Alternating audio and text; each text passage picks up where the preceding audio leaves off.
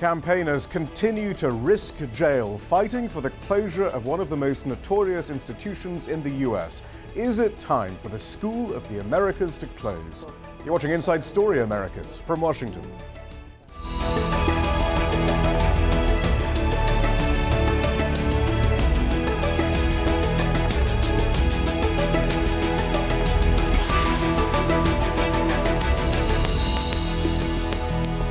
Hello, I'm Shihab Rutansi. From Argentina and Chile to Colombia, Guatemala and Mexico, there are few countries in Latin America untouched by the School of the Americas.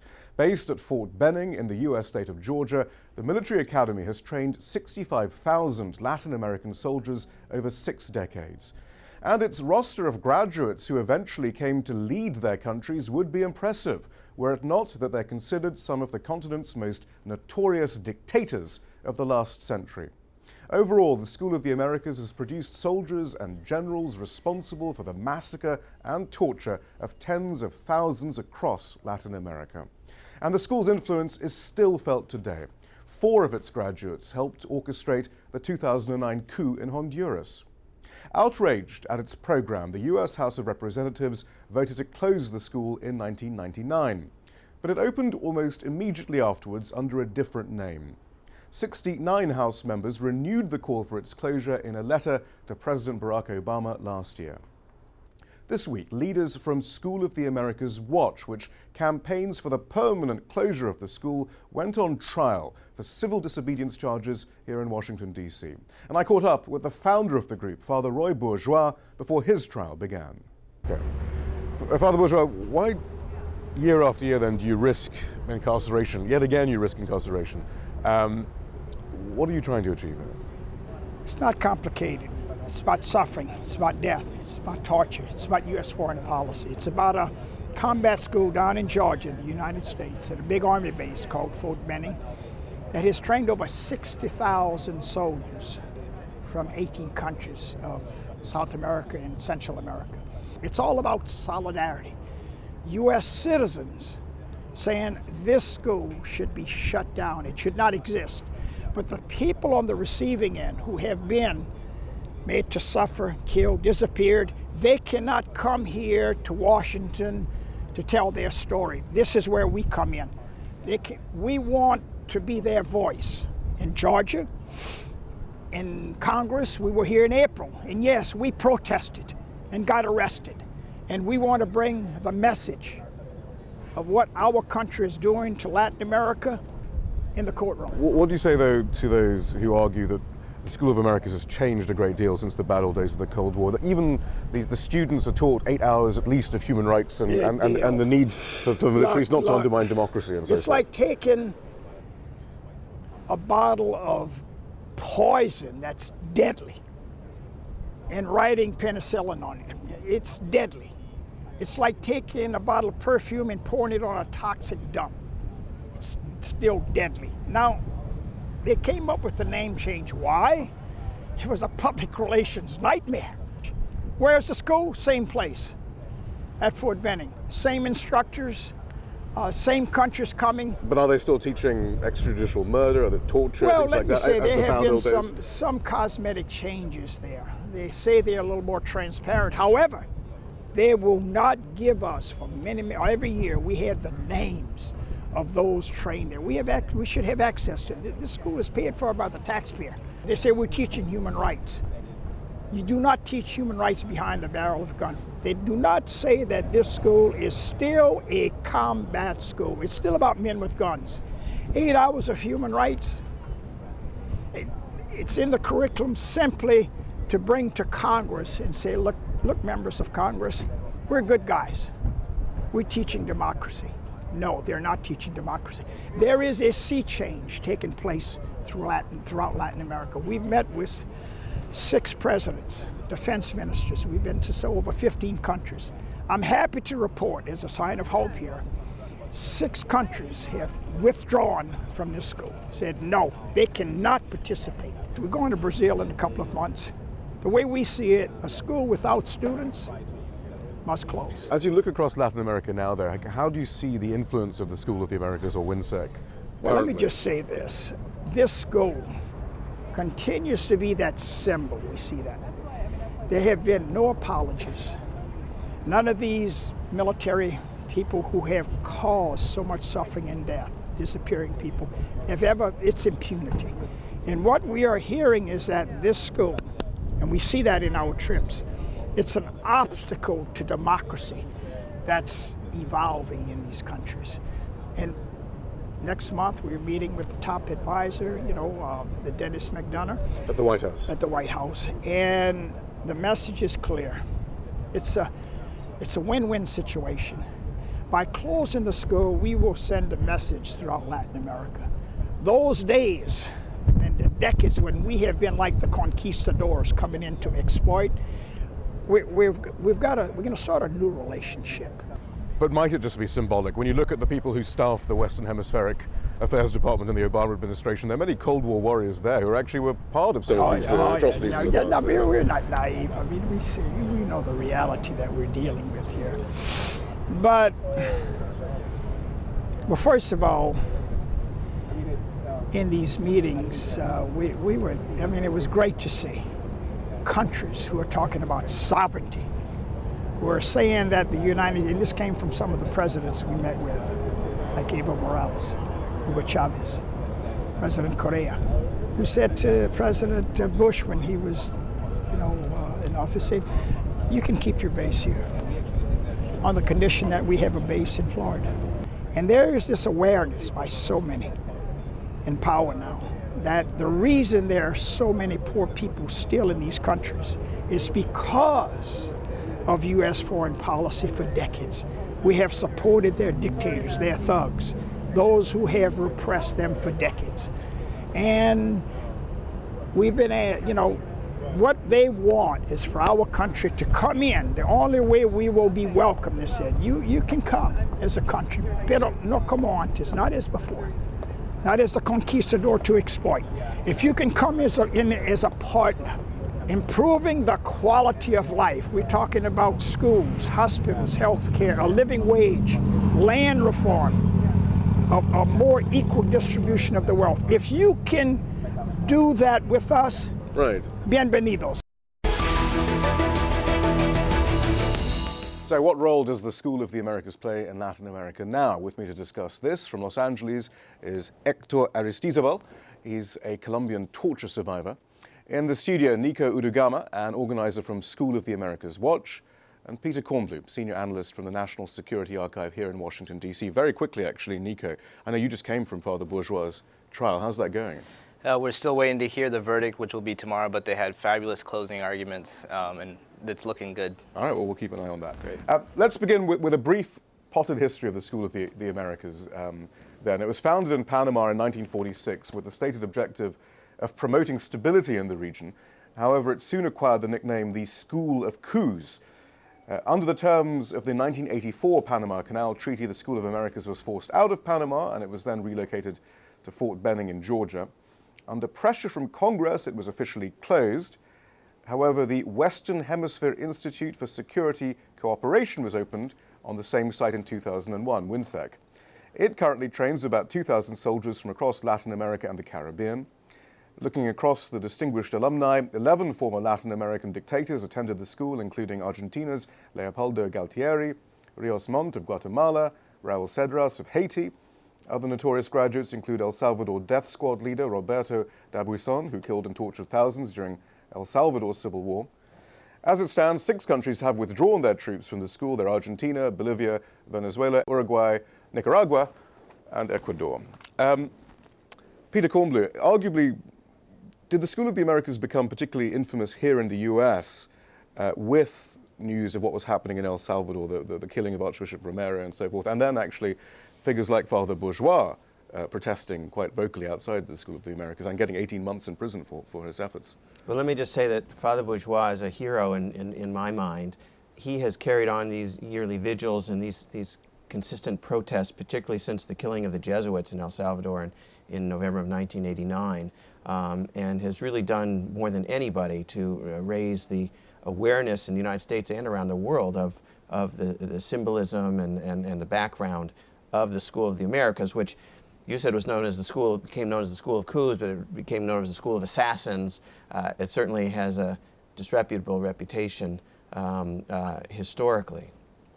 You know, to go back, in the mid-1970s, after the coup in Chile, led by Augusto Pinochet and supported by the U.S. CIA, the whole issue of human rights in Latin America and U.S. policy towards human rights in Latin America and support for violent repressive regimes such as Pinochet's became an issue in this country. And the School of the Americas started to receive attention there. The head of the Chilean secret police, Manuel Contreras, had ties to the School of the Americas. Pinochet had passed himself through a U.S. military training program in Ecuador in the mid-1960s.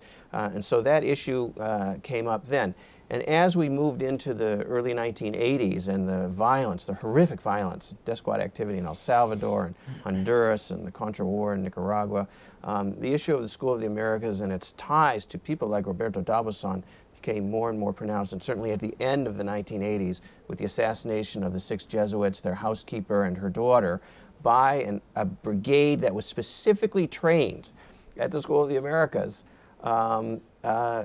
after all the discussion of how the United States was going to respect human rights, etc., that was really, no pun intended, the coup de grace on the reputation of the School of the Americas. And yet, though, Nico, it remained open. Yes, that's right. You know, as you mentioned earlier, they changed the name in 2001 to the Western Hemisphere Institute for Security Cooperation. And at that time, there was reports from the Army saying that this was, admitting that this was a cosmetic change, that they needed to get rid of the name, the School of the Americas, because it was so tainted, not just in Latin America. So there's no admission of wrongdoing, then? There's never been any admission of wrongdoing. Well, actually, it might be useful here, actually, just to go into another major turning point, 1996, when the training manuals being used at the School of the Americas were declassified. We finally understood what was being taught. Those manuals advocated the use of fear, payments of bounties for enemy dead, extortion, beatings and false imprisonment, the use of truth serum. The term neutralization was used, which the US Department of Defense has admitted is a euphemism for illegal execution. Hector, and you have a very personal connection then to the School of the Americas, as you yourself were tortured, you say, by graduates from the school. I was tortured by the Colombian military, and the only thing they have against me is that I was a student at the Antioquia University, a psychology student. When I entered the university, one of the first things we saw were these manuals that were copied everywhere, and in which the main message was, we need to kill the communists inside the mother's womb. Because at that time, anti-communism was the big buzzword. Now is anti-terrorism and counter-narcotics. But yes, I suffered what the school graduates do very well, which is the creation of terror inside the communities, inside the population. Yeah, I mean, and those manuals, which again were distributed to thousands of students who then, found out across Latin America, were very clear about who the enemy was. Quote, religious workers, labor organizers, student groups, and others in sympathy with the cause of the poor. Nico.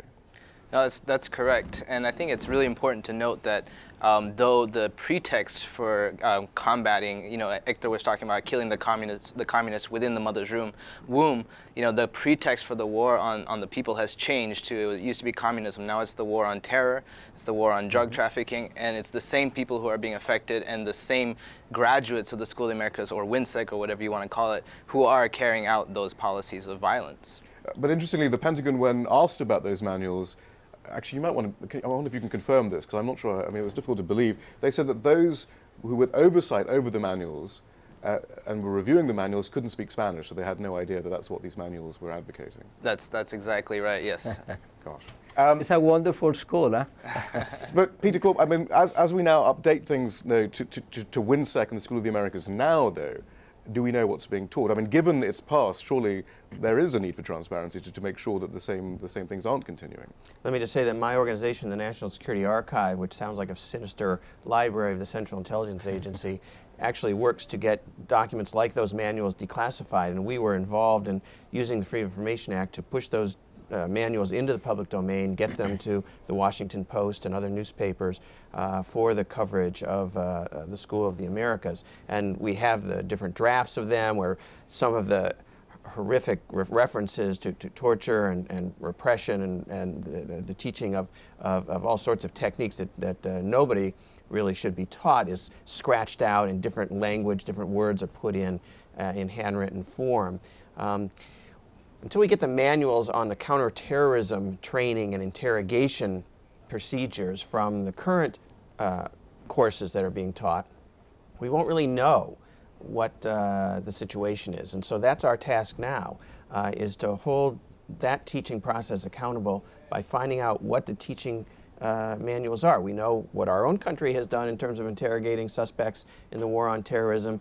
We don't think that that should be taught to other countries in Latin America. But Nika, I mean, when there was that name change, the argument was there were also changes in how this school was run. There was now more oversight. There's a board of visitors. You give an annual congressional report and so forth. So, I mean, isn't that enough? That have not safeguards been put into place?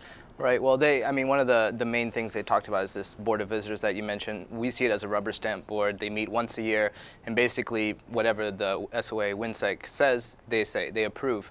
One important thing to note is that when the WINSEC officially came into being in 2001, they said part of their mission was transparency. And we find it very ironic that they say that their mission is to foster transparency and democracy in the Americas when, since 2004, the Pentagon has refused to release the names now of the graduates and instructors from the School of the Americas. And this is important because after the name change in 2001, the School of the Americas Watch began to look into the graduates and instructors at the new school and found out that many of them were involved in drug trafficking before or after, involved in human rights violations before and after. That was a very specific, because I mean, so between 2001 and 2004, you did get the records. Actually, we can see the records, the redacted records that have been released now on the screen behind us. So what was it, 18 of 29 of the graduates you did identify under the new School of the Americas, WINSEC, have been implicated in some form of abuse. Is that correct? Well, this was a report that was actually published this year, this June, by John Lindsay Pohl under the Fellowship of Reconciliation, and he did a study of 29 looking at the instructors at the General and Staff Command course, which is the main course there at the School of the Americas, and found that 18 of the 29 who were listed from that time period, 2001 to 2004, were cited in Colombian news reports, were cited in other international human reports about disappearances, extrajudicial killings, the false positive scandal in Colombia. That's when they were killing civilians and pretending they were FARC rebels. Exactly. So, and even last year too, Luis Fernando Borja, a School of the Americas graduate, was sentenced to 50 years in prison for his complicity in killing of innocent civilians and passing them off as guerrilla. But Hector, and what about the argument that these are simply bad apples? You can't blame the School of Americas for these actions. In the end, this is the responsibility of the militaries in Colombia and elsewhere in Latin America to make sure these abuses don't happen. Well, yes, it's the same argument they use in Abu Ghraib, that it was just a few bad apples that committed the torture in Abu Ghraib and created the big havoc for the American military. No, this is a consistent policy of the United States government in using force, using militarism, using terror to support the governments of those countries in opposing those who are organizing. Because something that happens, especially in Colombia and other countries in South America, is that we're very rich in natural resources. But what happens is that those resources don't belong to us. They belong to the big corporations, the big transnationals. And to tell that to people, you need a whole military, and you need weapons, and you need all kinds of repression to keep those people quiet. Torture is not used to gather intelligence, it's used to send a message that this might happen to you. The same with disappearances, the same with all these tactics that have been used. And they are right, Colombia military or any other military in South America do not need training. This is just a way to continue the militarization of our countries by something called the Western Hemisphere for Security and Cooperation. But whose security and what kind of cooperation are they talking about? Peter Kornbluh, I mean, you're obviously a stickler for finding the information on paper, I suppose, and not simply assuming what's going on at WINSEC. But is it clear what the underlying philosophy of or the active mission is of this school right now? Well, the broad mission is obviously to train Latin American militaries, and I should add a mission that you might not recognize, which is to make contact and friends with specific younger officers who can be recruited to be part of our intelligence community in Latin America, can be put on the U.S. military intelligence or the CIA payroll in the future when they rise to be much more important players in their countries. And that's one of the reasons that the U.S. military wants to continue these programs, so that it has access, communications. This is one can see why Venezuela then and other countries say, hang on, we're not sure we want to have marked men who've been groomed by the US. One of the most extraordinary historical points was that after Salvador Allende was elected in Chile in 1970 and the United States decided to oppose him, the only program of aid that went up to Chile was the aid to the Chilean military and the training of military officers at the School of the Americas. The CIA and the military rushed as many recruits through as they could so that they would have access and communications with them later at the time that the coup came. We are in a different context now, I have to say, than we were in those days. But the issue now is abuses under the rubric of counterterrorism, as we've discussed, and the fact that we know that our own government has abused human rights in the name of fighting terrorism. So if that is being taught and shared at the School of the Americas, then that is the modern version of what was going on during the Cold War. But Nico, if we don't know who is then graduating, although under the National Defense Authorization Act, wasn't there supposed to be a clause in there suggesting that we would hear? Right, in 2010, President Obama passed the National Defense Authorization Act, which said that the names must be released. However, at the last minute, they added a caveat saying that if it was against, quote, national security interest, then it did not have to be released. So, I mean, how do you then track the graduates' activities now, contemporaneously, which perhaps gives us an idea of what people are being taught and what they're up to now? Well, there's a lot of information coming from Latin America now. A lot of cases from Ecuador to Argentina. A lot of the killings and the disappearances in the dirty war being investigated. Even in Colombia, which receives a lot of aid from the United States, they're doing investigations, and they're finding we're finding a lot of information from graduates who've been there in the past. In Honduras in 2009, the coup there in that country was 4 of the 6 generals who were implicated in the coup there were trained at the School of the Americas. So we're continuing to get information. And we hear about Guatemala, Peru, Paraguay. Exactly, right. I mean, the president of Guatemala right now, Otto Pérez Molina, is a SOA graduate. But it's interesting also that Javier Cecilia and his caravan of peace from Mexico, as part of fighting against the Mexican drug war, we did a show on this last week, they made a point of stopping at the School of the Americas. What's the connection there? Well, it's really important. The stop in Fort Benning, they made the stop along the Mexican peace caravan. Mexico, after the 1994 uprising of the Zapatistas, began sending a lot more troops to the School of the Americas to put down the Zapatista uprising. And also we're seeing a lot of blowback. In 2003, there was an article by the Brownsville Herald out of Texas stating that 1/3 of the Mexican Special Forces group that received U.S. training went back and was recruited by the Gulf cartel, and later they became the notorious Zetas cartel. So there's a lot. Brutal of the. Yeah, so we're training both sides of the drug war, and the people in Mexico are definitely feeling it. Peter Korbluther, I mean, again, did you sense any sense of concern in the administration? I mean, even looking back on the past and the manuals that were released, in the 90s, I mean, surely they're in violation of domestic and international law, and the DOJ should get involved, surely? I mean, is there nothing going on? No, I'm not sure. When you say that, I'm not sure where you arrive at that violation. Well, I think you're not supposed to teach torture under international treaties and even domestic law, actually. Well, our problem is, unless we have the manuals and know what's going on. But even those past manuals, for example, just even any reckoning on the manuals that were released that were between 82 and 91, I mean, those are in violation of international law. As you know, we have a system in the United States for protecting our own torturers. None of the CIA people were involved in not only torturing, but actually torturing to death. A number of prisoners in the war on terrorism are all getting off scot-free. Other countries such as Brazil and Chile and Ecuador have instituted truth commissions of human rights violations there, but the United States won't do a truth commission here. If they did, I think we'd eventually get to the issue of the School of the Americas. I think the School of Americas Watch, which is pushing and working with other countries to have them stop sending students, I really think that's a very effective idea. If there are no students, as Father Bourgeois says in your introduction, right, then the school's doors will have to close, and that right, will be an extraordinary victory for human rights. We'll leave it there. Peter Kornblue, thank you. Hector Aristizabal, thank you. Nico Udu-Gama, thank you. That's all from the team in Washington, D.C. for now.